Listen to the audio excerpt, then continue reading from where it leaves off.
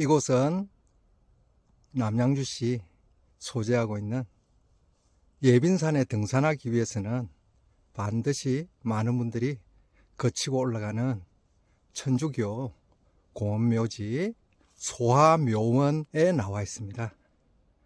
예, 이곳에 앞으로 보면 남한강과 북한강이 만나는 두물머리가 자리하고 있고, 네, 이렇게 평안하게 영민해 드신 분들을 볼 수 있습니다.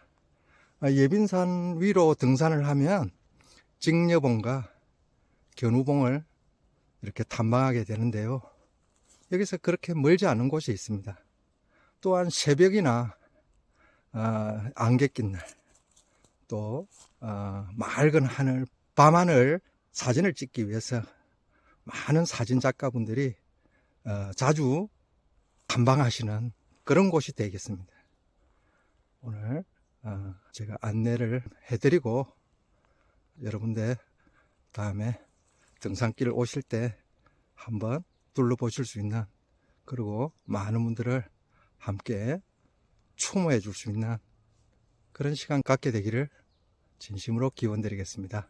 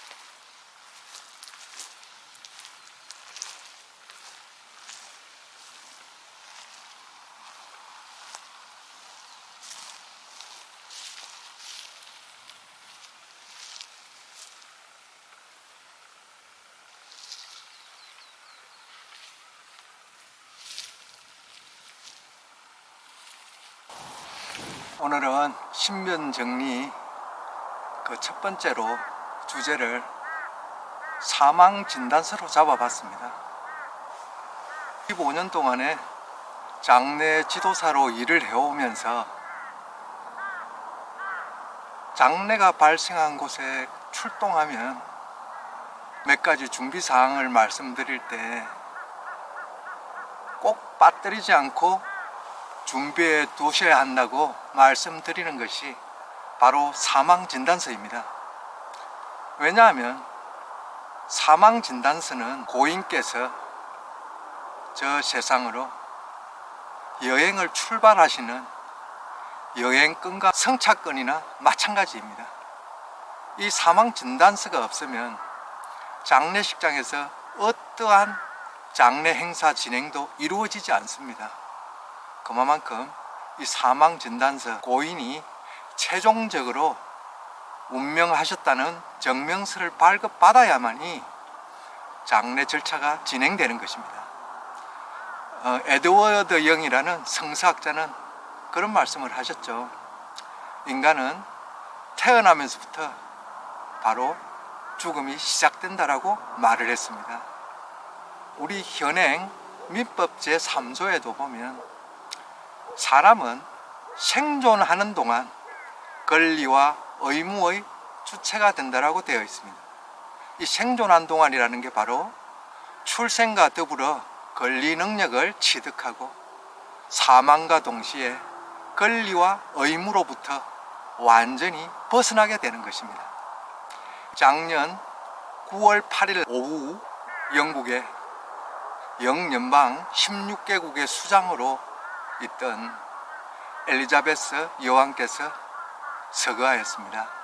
전 세계인들이 애도하며 지켜보는 가운데 영면에 드셨던 거죠. 근데 며칠 후에 뉴스뿐만 아니라 인터넷에서도 아주 화제가 됐던 일이 하나 있었습니다. 그것은 다름 아닌 엘리자베스 여왕의 사망진단서였습니다. 사망진단서에는 돌아가신 날짜와 시간이 정확하게 잘 기재되어 있었고, 다만 제가 조금 눈여겨봤던 부분은 바로 사망의 원인이었습니다. 물론 엘리자베스 여왕은 96세라는 고령에 돌아가셨습니다. 그래서 사망 원인도 올드 이지, 즉 노령에 의한 사망으로 사망의 원인이 기재되어 있었습니다. 노령은 사망의 원인이 되지를 않는다고 제가 알고 있었거든요.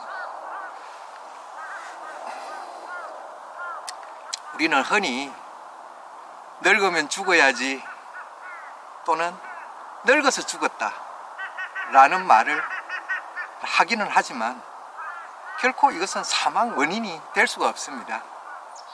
부고란에 우리가 흔히 접하는 숙한별세라는 말도 진단서상의 사망 원인이 될 수는 없습니다.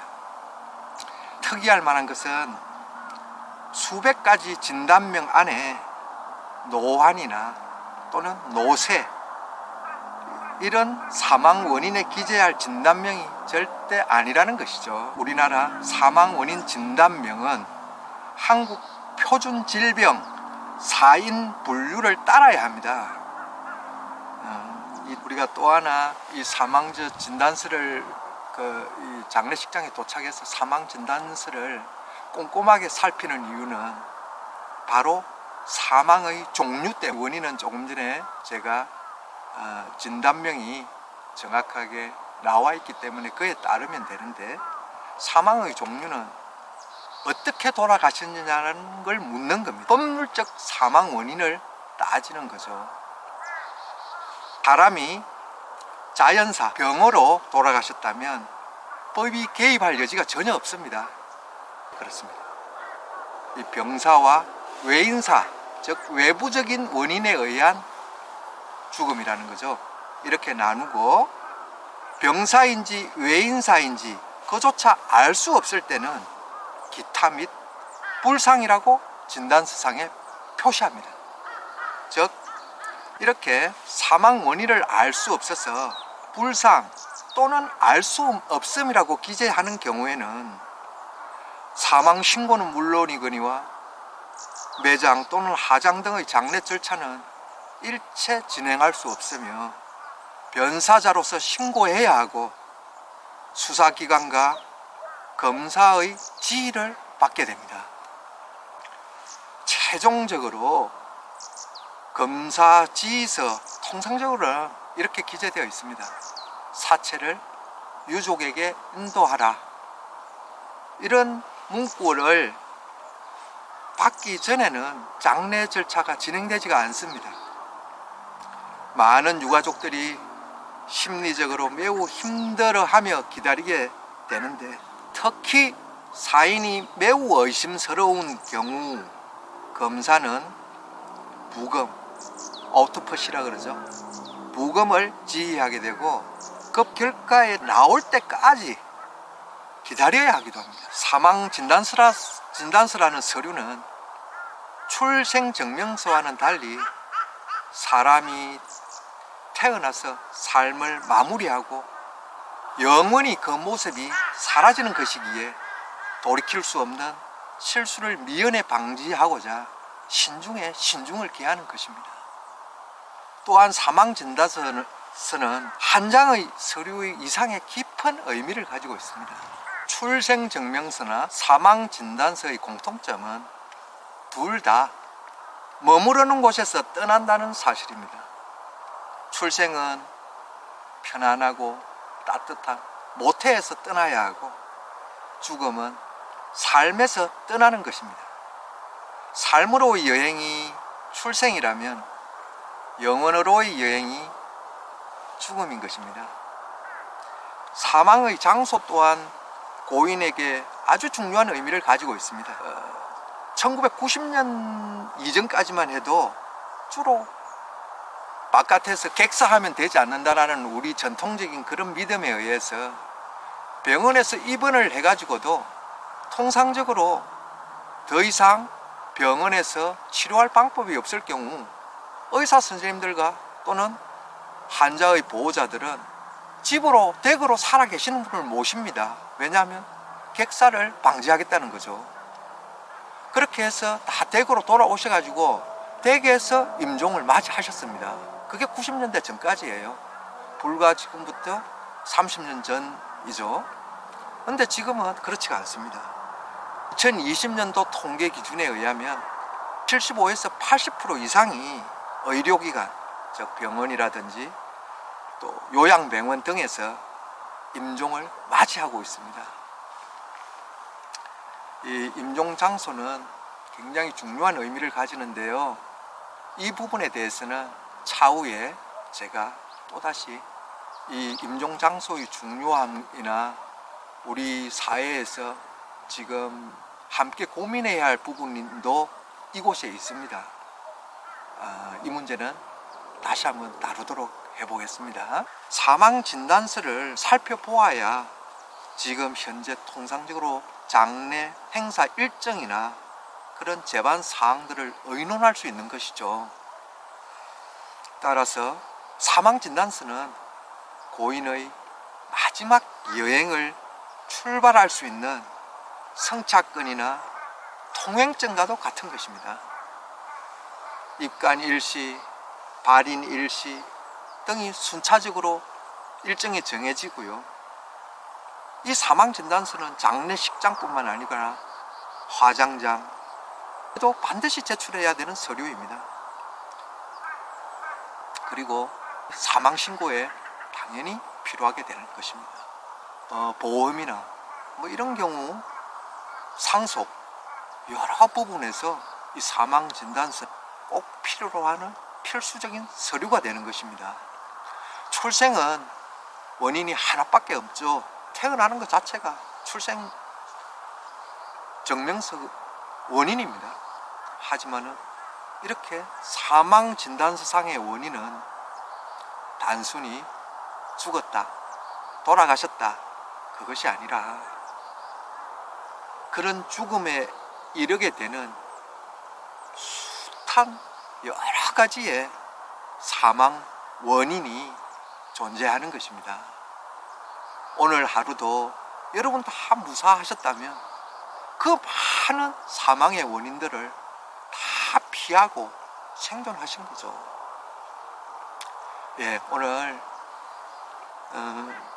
신변정리, 통상적으로 제가 15년 가까이 장례를 이렇게 진행해 오면서 그동안에 꼭 이 정도는 일반 우리가 알고 있어야지 하루하루가 유의미한 시간을 가질 수 있겠다, 그런 마음이 들어서 한 가지씩 여러분에게 제가 어떤 공동묘지를 방문할 때마다 함께 생각해보는 주제를,